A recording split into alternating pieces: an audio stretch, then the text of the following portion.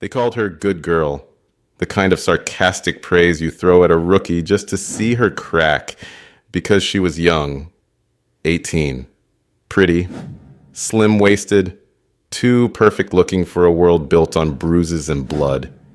And in this male-dominated annex, that made her a target before she even put her boots down. She didn't walk in with a chip on her shoulder. She didn't try to prove anything. But when the first waist grab landed, and the laughter followed, she didn't flinch. She didn't fold. She recalibrated. Because that body they kept trying to claim wasn't just shaped like a model's. It was trained like a weapon. And by the time the second man lunged, and the instructor tried to end her career with a clipboard, Eden had already flipped the room. So before I show you how she dismantled them, one by one, drop a comment below telling us where in the world you're watching from, hit that like button, tap subscribe, and press the bell icon. Because this one wasn't a breakdown, it was a correction. The concrete bay didn't care who walked through it. Not rank, not record, not age, and certainly not Eden Cross. She stepped into the annex like she'd done it 1,000 times before. Shoulders square, uniform sharp, boots tight. But everyone inside could tell she was new. Not because she looked lost, because she didn't. 18 years old. Slim-waisted, composed, eyes clear. Too pretty. Too young. Too quiet. The kind of girl who should have been in college or on a billboard, but instead was standing on military ground that smelled like chalk, sweat, and distrust. She wasn't nervous, and that made people more uncomfortable than if she had been. Women glanced at her once and looked away, fast. Not jealousy, pity, the unspoken kind. Because the few women left in this annex had already done their time being new. They'd already had their hands brushed, their orders mocked, their hair comments wrapped in smirks. They had earned their space by surviving. And Eden? She was walking in like she didn't know the rules yet. But the men knew. And they stared. Not subtle, not shy. Their eyes tracked the curve of her waist when she moved. The way the compression shirt hugged her ribs, the way her jaw stayed soft even when her body looked wired to snap into form. Some of them stared like they were waiting for her to drop something just so they could pick it up slow. Others looked at her like a mascot, a pretty poster girl for a war they didn't think she belonged in. She passed them without flinching, no fake smile, no nod, just forward. There was a silence she carried with her. Not the kind that asked for attention, the kind that warned against it. Still, it didn't take long. Someone behind her muttered it low, just loud enough to land. Good girl. The voice had a smile in it. A moment later, the laugh followed. Short, smug, passed between two men near the kettlebells. Eden didn't turn, didn't react. But her gloves tightened. One pull, one twist. Leather creaked. Across the annex, a middle-aged man, thick arms, tan lines baked deep, clipboard in hand, looked up from the schedule board and clocked her with a smirk that didn't reach his eyes. Gunnery Sergeant Hal Mercer. He tapped the edge of the clipboard against his thigh once and said it out loud. They're sending us prom queens now? The room heard it and laughed. Not kindly, predatory. The kind of laugh that carries across sandpits and wrestling mats. The kind of laugh that doesn't have to be earned, because it already decided who's funny and who isn't. Eden didn't give them the courtesy of a pause. She kept walking like the comment was meant for someone behind her. But Mercer wasn't finished. He turned to the row of men lining up near the pull-up rig and said, loud enough to land, "Careful, boys. Looks like she brought a magazine body to a gunfight." More laughter, even louder. Eden turned slightly at the edge of the mat bay, not facing them, but enough to give a side profile. Eyes narrowed, posture upright. She scanned the rotation board, checked her initials, clocked her assignment. Zero response to the noise, but the silence that followed her, that was louder. A woman in an instructor shirt passed behind her and whispered low, "Keep your head down. Eden didn't respond. She didn't nod. She didn't blink, because Eden Cross hadn't come here to blend in. She came here to prove the rumors right, because everything about her was already a contradiction. 18. Already Trident qualified through a provisional path. Prior youth auxiliary, top percentile on reflex speed, highest control score in aquatic environment drills, a 2-minute rope climb that outpaced most of the older men on base, and she looked like a beauty contest winner on her rest days.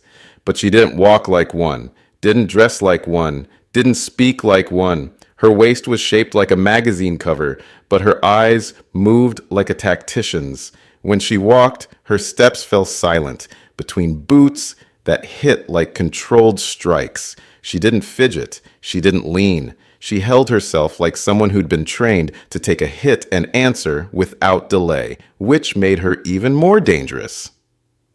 Because men like Mercer? They didn't fear loud women. They feared the ones who didn't play the room at all. The Annex didn't use hazing rituals, not officially, but everyone knew there were tests. And Eden Cross? She became one the second she stepped onto the mats. It started during the first lineup, a simple orientation huddle, names, assignments, command structure, the usual. Except Eden wasn't treated usual. She was positioned dead center, not because she stood there, but because Mercer had subtly shifted people around her with comments like, "Tighten that line," and "eyes up front." Every man within 3 paces could see her profile, her waist, the way her hands rested perfectly still over her utility belt, the line of her spine. Mercer called for intros. One by one, they gave names, ranks, units. When it got to Eden, she responded crisply, "Petty Officer Eden Cross, direct transfer, Atlantic Path. 3rd cohort." Mercer blinked, then cocked his head with a lazy smile. "Sorry. Say that again?" Eden didn't flinch. "Petty Officer Eden Cross?" No, not that part. The rest. Sounded like something I ordered at a diner." A few of the men chuckled. Eden kept her voice even. "Direct transfer, Atlantic Path, 3rd cohort." Mercer waved his hand like he was dismissing a child trying too hard. "Say it louder, don't be shy." Another laugh. From somewhere behind her this time. Eden's chin lifted a half-inch. "Direct transfer, Atlantic Path, 3rd cohort." There was no waver, no emphasis, no emotion, just data. That's what made it worse. They wanted flinch, embarrassment, rage. Instead, they got efficiency. "Good girl," someone muttered low. Lasker snorted. "Gotta train him young, huh?" The laughter was thinner this time. A few shifted uncomfortably, but not Mercer. He looked down at his clipboard, scratched something into the margin, and muttered loud enough for those around him to hear. "Cross. That her name? Or a warning?" Another ripple of laughter. Eden said nothing. She didn't smile, didn't scowl. She simply folded her arms behind her back, posture perfect, eyes forward, and in doing so, passed the first test the room didn't know it was giving. She refused to entertain them. That, of course, only made things worse, because for men like Mercer, the quiet ones were the most dangerous, the ones who didn't ask for protection, didn't offer defense, didn't play the game of fitting in or staying invisible. Eden wasn't invisible. She was a challenge, and the way challenges got treated in places like this turned into rituals. Later that day, Eden was ordered to demo a transition hold for a group of visiting instructors. No one else was pulled forward. No reason given. Just a barked command from Lasker. Cross, front and center. She executed cleanly. Twice. Then again. And every time she rose from the mat, her form precise, the smirks around the room widened. Not because of her performance, because of the view they took from it. "Look at that arch," one whispered. "Bet her back's as bendy as her record." Another laughed. Eden's face didn't change. She reset. She stood. She waited. And when Lasker dismissed her, she turned without a word. The women in the room didn't say anything either, but Eden could feel it in their posture. They'd all been through it. They just hadn't been 17 when it started. The first touch didn't come in the shadows. It came under fluorescent light, with half the room watching. Eden had just finished a sled push drill. Her breathing steady, sweat minimal, shirt clinging to the exact frame that made her the subject of too many conversations already. She stripped off her gloves with one clean motion and turned toward the hydration station. Didn't pause, didn't look around, just moved. The corridor past the training mats narrowed slightly, just enough to create a funnel near the water coolers and resistance band bins. That's where it happened. As she passed the rack of rolled mats, a hand slid around her waist. Not a brush, not a bump, a full wrap, palm flat, fingers spread, not guiding, claiming. Eden froze for exactly half a second, not from shock, but calculation. Her head turned slowly over her shoulder. Behind her, Brent Lasker, one of the instructors. Middle-aged, cocky, always smiling like he was 5 seconds ahead of a punchline no one asked for. His eyes met hers. No apology. No shift. Just grin. Didn't want you walking into traffic, sweetheart. Behind him, Mercer watched. Leaning against the rig bar, arms crossed. No clipboard this time. Just observation. And next to him, a contractor she'd seen lurking near the mat storage earlier that week. Miles Ketch. Silent. Sharp-eyed. The kind of man who always appeared to be watching something just outside the frame. Eden looked down at the hand still resting on her waist, then back up at Lasker. Don't touch me. Her tone wasn't raised, wasn't shaky. It didn't sound like fear, it sounded like policy. That should have been the end of it. But Mercer's voice cut in from across the space, loud enough to echo, "Then don't walk around shaped like a distraction." The silence that followed snapped sharp. Even a few of the men who'd been chuckling seconds ago went still. Because Mercer hadn't whispered it. He'd broadcast it. Eden stood motionless, her waist still half circled by Lasker's hand. And then she took one step forward. Not fast, not dramatic. Just enough that Lasker's hand slipped off by default. No resistance, no spectacle. She unmade the contact without needing to fight, but her eyes locked with Mercer's, not challenging, just confirming. "I'm here for war fighting, Gunny." Mercer raised an eyebrow. "Oh, you'll get a fight, all right?" From the corner of the room, someone laughed. Not loud, not clean. The kind of laugh that lives in groupthink and insecurity. The kind that only happens when a room's power balance feels safe for the wrong side. Eden didn't flinch. She moved past Lasker, grabbed a hydration bottle from the wall mount, and took a sip. One of the female support techs stood nearby, eyes low, pretending to sort clipboards. Eden didn't address her, didn't need to, because both of them knew the air had changed. The game wasn't about earning respect anymore. It was about surviving their attention. And the worst part? It wasn't the touch. It wasn't the comment. It was how normal it had felt to them. Like Eden's body was fair game. Like waist grabs were part of the curriculum. Like the youngest, fittest, most decorated incoming operator was still just a girl. Mercer turned back to his crew. "Let's reset the lanes. Looks like someone needs a little hands-on correction."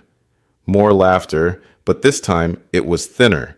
Because even though Eden hadn't reacted with fire, the room had seen her eyes, and fire was coming. They didn't wait for her to slip. They forced it. The moment Eden corrected Lasker's waist grab in front of a crowd, the mood didn't shift. It calcified. She wasn't just the pretty new girl anymore. She was a problem. And problems in a place like this didn't get solved. They got surrounded. It started the next morning. Her name was suddenly at the bottom of every board for the entire rotation. Conditioning drills, last lane, ruck marches, end of the line, combative circuit, paired with the least cooperative partner every single time. Eden didn't protest. She showed up, on time, gear set, posture locked. But the pattern was clear. They were farming fatigue, keeping her in the dirt longest, giving her the heaviest kit, letting everyone else rotate fresh while she stayed in perpetual effort. By day 3, the instructors didn't even pretend it was fair.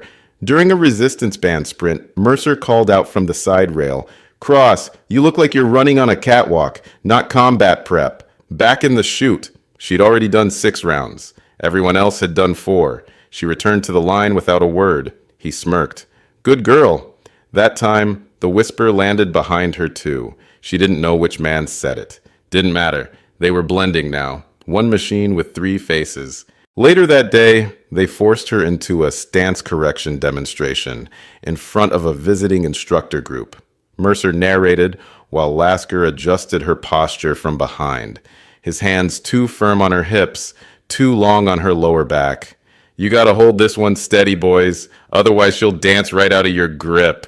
Everyone laughed, except the women, and Eden. Her face didn't twitch, but her hands clenched just enough that the veins lifted. Afterward, she moved to the drying bay and stood alone at the sink, rinsing the sweat from her collar. That's when a voice slid in behind her. Low, flat, female. "They'll push until you cry. Or swing." Eden didn't turn, didn't ask who it was. She just looked at her own reflection in the metal faucet and said, "Then they'll be disappointed." The woman didn't reply. Didn't need to. They were both already living in the same math, because this wasn't about Eden's attitude or her skills. It was about the threat her presence posed to the hierarchy they'd built, the kind where the youngest woman, especially one this sharp, this disciplined, this lethal looking, was expected to either play soft or fall hard. And Eden wasn't planning on doing either. It showed up as a clipboard note. Nothing digital, no email, no tasking on the official rotation board, just a Sharpie scrawled box on the end of day drill sheet, clipped to the storage rack behind the med tent. Corrective session, P.O. Cross, 1800, mat room C. That was all it said. No instructor name, no checklist, no witness, just her name and a time. Eden stared at it for less than a second before stepping away. She didn't ask questions. She didn't need to. The one sending that note didn't want a form filled. They wanted a moment, something private, something clean, something where nobody else could claim they heard it wrong, or saw it differently, or got the context out of order. Just a sealed box, where Eden could be put back in place without interference. She walked into mat room C at exactly 17:59. It smelled like sweat and industrial cleaner. The mats were worn smooth, corner seams darkened from years of repetition. No mirrors, no sound system, no windows, and more importantly, no cameras. Just a small flickering light outside the hallway to indicate occupancy, but nothing inside. The latch didn't close cleanly. It didn't have to. This place wasn't meant for security. It was meant for silence. Eden dropped her towel bag near the wall, scanned the corner shadows, and waited. She wasn't nervous. She was studying the terrain. One door, no exits, nothing she could use as a lever if it turned physical, except the body weight of the men themselves. It didn't take long. Footsteps, 3 sets, even, controlled. The door swung open like a warning, and Mercer walked in first. He didn't look angry. He looked amused. Behind him, Lasker and Ketch, like a pack, not charging, just circling. "Cross," Mercer said, like it was the start of a sparring match. "Still here. That's either guts or pride." Eden didn't answer, didn't move, just adjusted her stance half a degree. Ketch shut the door with a soft click. "We noticed you've been struggling with cohesion," Lasker said, stepping closer like he was about to explain a teaching point. "We figured a more focused session might help." Mercer stepped to her flank, slow and casual. One-on-one attention. Consider it a gift. Still, Eden didn't speak, because silence made them perform, and she wanted to see the full show. "See, the thing is," Mercer continued, finally stopping in front of her, "you've got the look, the image, and that can get you pretty far. But here, it doesn't buy you respect. It buys you the wrong kind of attention," Lasker added, glancing at her waist. "You get that, right?" Eden's eyes narrowed. "Not with emotion, with aim. That's why we're going to help you. Break some of that stiffness. Round out the ego. So when the real war comes, you don't fall apart. Ketch hadn't said a word, but he was already behind her, near the door, positioned like a latch. Eden exhaled once, shallow and clean. You ever wonder, she said finally, why your wives stopped asking about your days? Lasker laughed. Mercer didn't. He stepped forward, closer than before. You think you're untouchable because you're sharp, pretty, fast? She looked him in the eye. No, I think I'm untouchable because I'm better. That did it. Mercer didn't yell, didn't lunge. He smiled, slow and dark, and wrapped both hands around her waist, tighter than the last time. No accidental contact now, no pretense of instruction. His grip was firm, locking, like he was framing her, like this moment was already his. Good girl, he whispered into her hair. The words didn't echo. They landed. Behind him, Lasker watched with a smirk. Ketch folded his arms. They thought they'd already won. But what they hadn't noticed was how still Eden had become. Her boots braced, her shoulders low, her weight centered, because what they thought was a pause was a draw. Mercer didn't let go. His hands stayed locked around Eden's waist like they were cuffs, and that's when the energy in the room flipped. This wasn't correction. This wasn't instruction. This was containment. The pressure of his grip shifted, tighter, angled forward, anchoring her lower back against his hips. It wasn't suggestive. It was strategic, like he was trying to neutralize her stance without throwing a punch. Lasker noticed it too. She's gonna squirm, he murmured behind them. Bet she's never been held proper. Eden didn't squirm. She went still, not paralyzed, not scared, tactical, because every millimeter Mercer squeezed in, she was gathering data, weight distribution, hand placement, joint proximity, Ketch's distance to the door. She took it all in before even blinking. And then, slowly, her chin turned over her shoulder, barely a quarter angle, until her voice landed just where it needed to. You think I'm trapped? Mercer didn't answer, but Lasker chuckled. You're outnumbered, sweetheart. That word. They always used that word right before they crossed the line. Eden's hands moved, just an inch. Thumbs flexed, hips shifted. It was so subtle Mercer didn't even notice. You're gonna do what you're told, he said, low and steady. That's how you survive here. Eden's reply was immediate. That's how you survive here. The air snapped.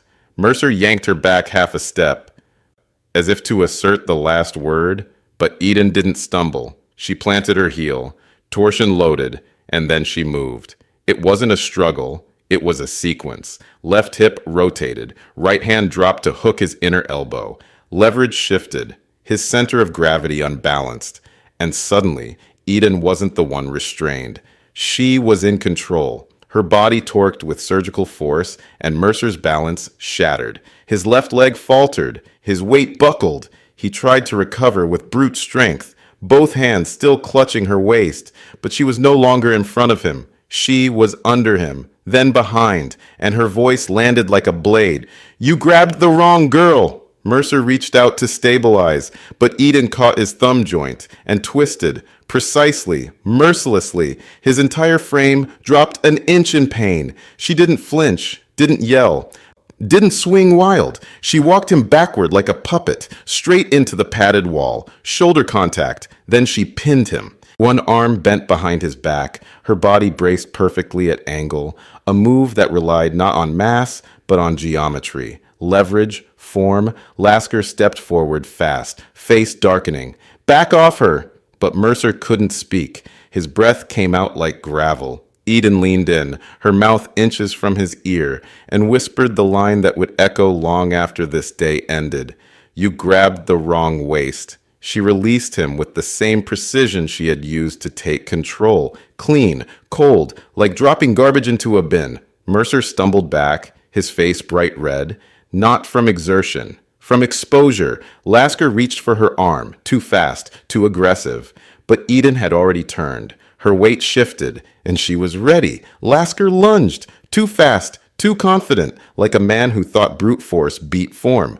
He came in wide, like he was used to takedowns that ended in weight advantage, not technical superiority. But Eden didn't move backward. She stepped into him, a sidestep, a drop of center mass. His arm reached for her, probably aiming to grab her shoulder, maybe spin her into a wall, but her elbow locked his tricep midair. One pivot, one twist. She dropped her hips low and spun under him, hooking behind his knee as she redirected his momentum. His body hit the mat before his ego could even catch up. It didn't make a loud noise, but the silence after? Explosive. He wheezed, air knocked clean from his lungs, and Eden didn't pause. She shifted over him, precisely.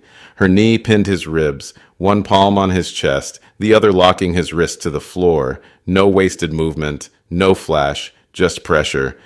The kind trained into SEAL candidates who were taught to end fights, not start them. Lasker gasped. "You're insane." Eden leaned down, face calm, voice soft. "No, I'm trained." Behind her, Ketch finally moved. Not fast, cautious now. His eyes had narrowed. This wasn't ragging anymore. This was exposure, because Eden had just dropped two grown men in succession, with zero theatrics, and she was still breathing even. Lasker tried to twist free, grunting. Eden didn't let him. Instead, she leaned in closer, her voice dropping even lower. "You think your size protects you? It doesn't. You think your buddies protect you? They won't. You think grabbing my waist makes me pray?" She tilted her head.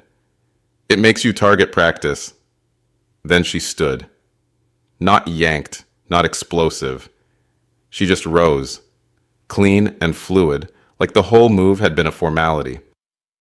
Lasker stayed on the ground, sucking in air, humiliated, and the room was dead quiet. Mercer still hadn't recovered fully. His face flushed, one hand half wrapped around his thumb, where she'd bent it. He looked like a man who just realized his nightmares came in combat boots. Eden adjusted her belt. No gloating, no smirk, just composure. Ketch, to his credit, didn't lunge, didn't speak. He just leaned against the wall like he was waiting to see if the world had flipped all the way over yet. Mercer finally found his voice. "You think this is going to save you?" Eden turned her head slightly. "I'm not the one who needs saving." And with that, she walked toward the door. She didn't rush, didn't glance back. She walked like she owned the space now, because in their attempt to break her, they'd done the opposite. They'd proven she belonged. The door was half open when the next one came for her. Eden had barely stepped through the threshold when Lasker, red-faced, pride-wounded, breathing hard, lunged from behind. He didn't call her name, didn't warn, didn't try words first, just force. His arms wrapped around her waist, lower than before, trying to drag her back into the mat room, like proximity might restore his control, like if he could just get his hands back on her, everything that had just happened could be undone. His grip was wild. Not technical, not trained, but violent. Eden didn't scream. She didn't grunt. She responded the same way she had the first time. Clean, cold, surgical. As Lasker pulled, she let him for one step. Let his momentum carry both their bodies across the edge of the mat. Then pivot. Her right foot hooked his lead ankle while her left elbow drove back into his ribs. It was fast, brutal, efficient. His body twisted. Off balance again. He fell. Harder this time. Flat on his back. The wind left his lungs with a high, shocked wheeze. Eden didn't pause. She turned, dropped to one knee on his chest, just enough weight to control, not injure, and pinned him there with the same eerie calm as before. Her left palm flattened over his sternum. Her right hand hovered, ready to strike if needed. Lasker looked up, eyes wide. His face was red from more than just exertion now. It was rage, and something just under it. Something that looked a lot like fear. "You think you're better than us?" he spat. Eden tilted her head calmly. "No." She leaned in, closer now. "I know I am."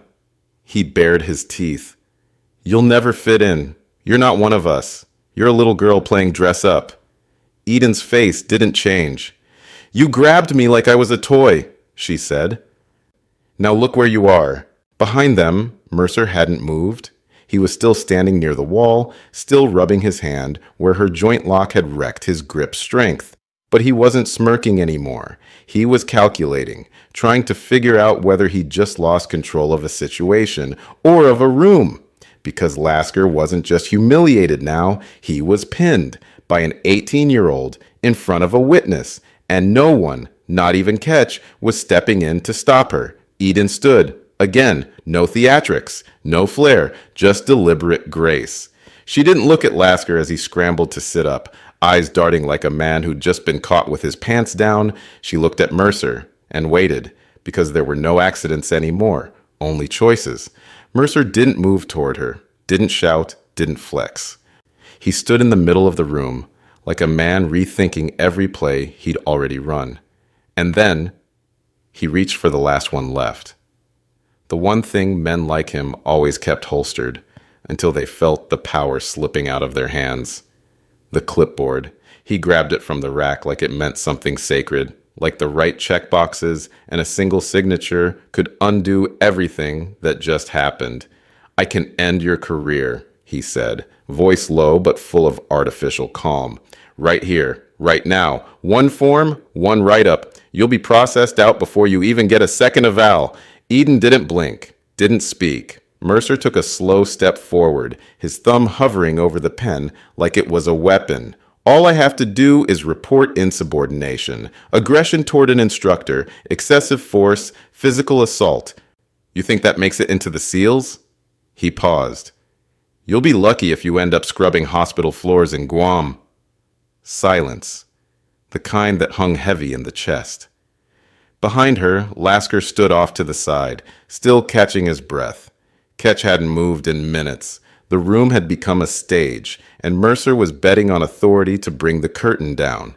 Eden stepped forward. No rush, no fear, just slow, deliberate presence.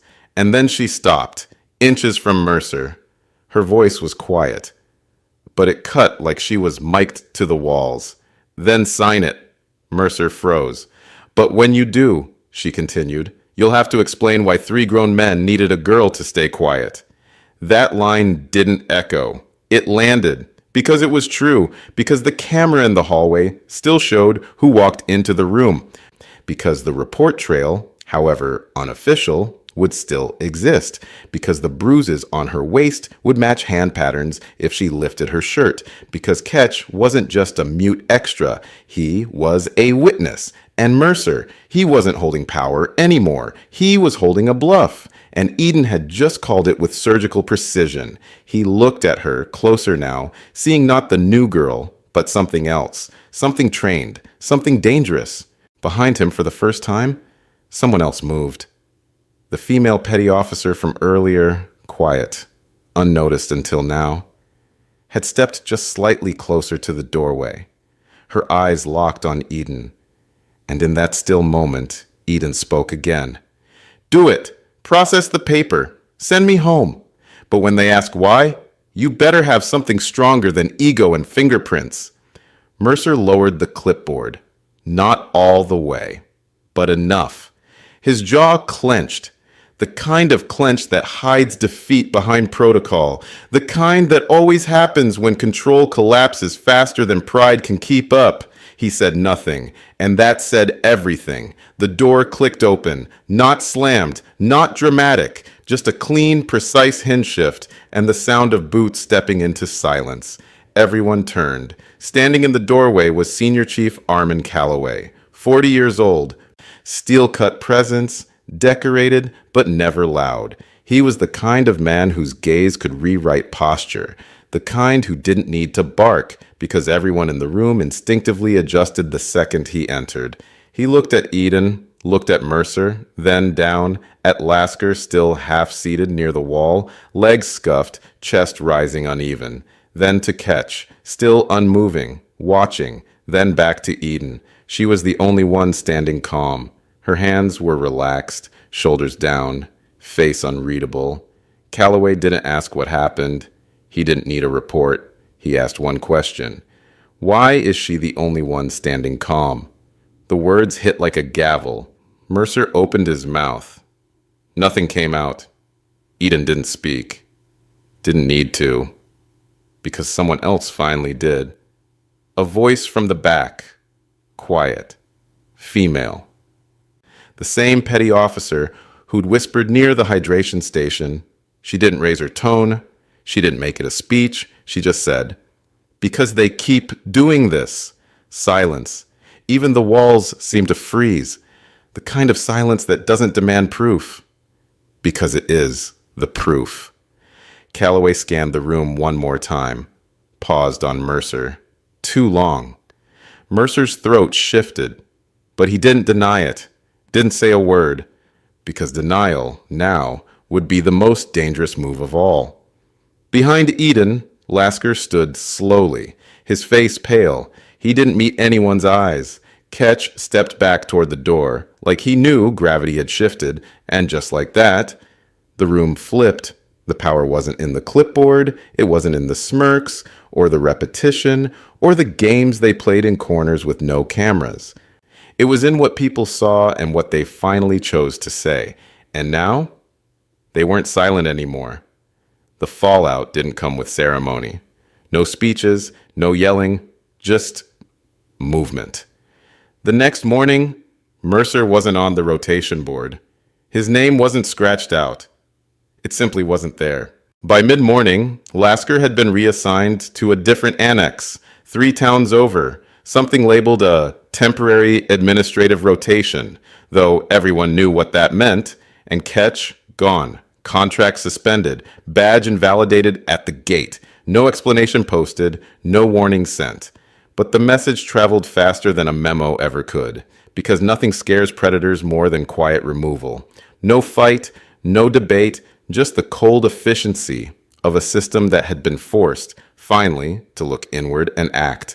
The petty officers didn't cheer, the women didn't celebrate, and Eden, she didn't gloat. She showed up to her rotation on time, same as always, boots clean, kit squared, posture precise. But now, something was different. The men didn't stare when she walked past. The women didn't look away, they looked with her.